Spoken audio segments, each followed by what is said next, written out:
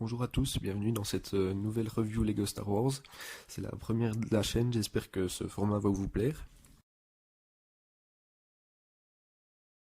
Alors aujourd'hui on va parler du set numéro 75269.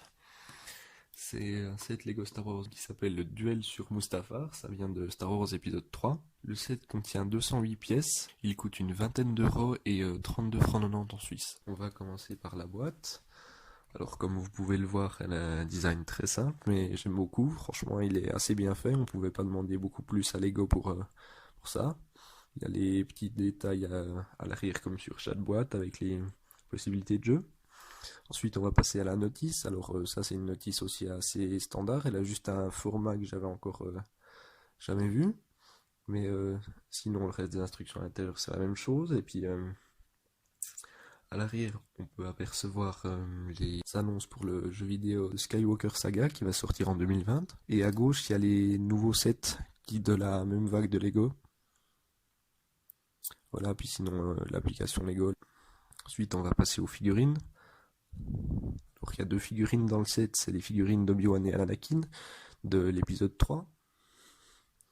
Alors en commençant par Obi-Wan, on peut voir qu'il a les taches de brûlure sur son torse des deux côtés, comme c'est sur le duel dans la lave dans l'épisode 3. Il a deux expressions du visage.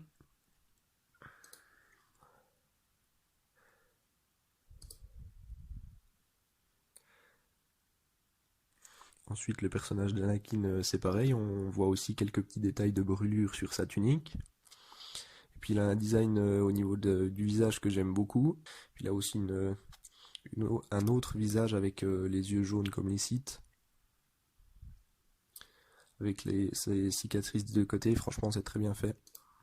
Les brûlures sur la tunique des deux personnages, c'est un détail qu'on n'avait pas dans la version précédente de 2012 entre le duel d'Obi-Wan et Anakin. Puis c'est une très bonne amélioration du set, je trouve. Ils ont aussi changé la couleur des cheveux. Avant c'était un brun très foncé et maintenant ils ont remplacé par un brun plus clair qui est plus fidèle à la version qu'on voit dans les films. Ensuite on va passer à la construction elle-même. Alors c'est assez bien fait avec la tour qui s'écroule comme dans l'épisode 3 aussi. On peut la faire tomber dans la lave.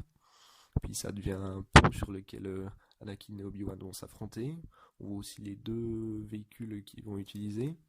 Ces sortes de plateformes c'est assez bien comme fonction parce qu'ils ont très bien fait ça, ça peut coulisser sur les deux, puis ça permet d'avoir des possibilités de jeu euh, assez chouettes avec les deux personnages. La construction est modulable, on peut la déclipper de ce côté et puis la reclipper de l'autre.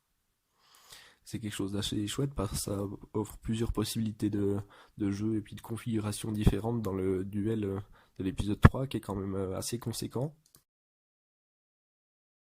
Alors c'est un design qui est quand même assez simple, mais avec les couleurs et tout ça, je trouve ça donne assez bien. On peut aussi poser Anakin et puis Obi-Wan sur leur plateforme pour les faire s'affronter comme ça, voilà.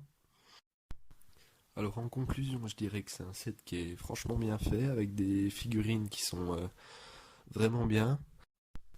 C'est un set avec plusieurs fonctionnalités qui peuvent plaire à beaucoup d'enfants, ça offre plein de possibilités de jeu.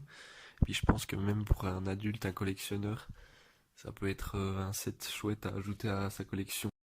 Merci d'avoir regardé la vidéo. N'oubliez pas de mettre un like, ça nous aide beaucoup. Merci beaucoup, à la prochaine.